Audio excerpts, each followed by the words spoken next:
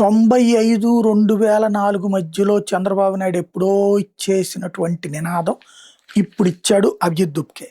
2019, 24 మధ్యలో జగన్మోహన్ రెడ్డి అమలు చేసి చూపెట్టిన దాని పిలుపు ఇప్పుడు ఇచ్చాడు అభిజిత్ దుబ్కే. పెదబొద్దింక తల్లిదండ్రులు బయటికి వెళ్ళి వస్తువుల్ని చూడండి, మీ గ్రామాల్లో బడులను బాగు చేసుకుందాం, వీడియోలు పంపితే సోషల్ మీడియాలో పెడతాం, కొత్త పార్లమెంటు ప్రధాని ఇల్లు నిర్మించుకున్నాం, మరి కొత్త స్కూళ్ళు ఎందుకు నిర్మించలేదు అంటూ అభిజిత్ దుబ్కే వీడియో సందేశం. ఇది కొంచెం కామన్ సెన్స్ ఉండాలి.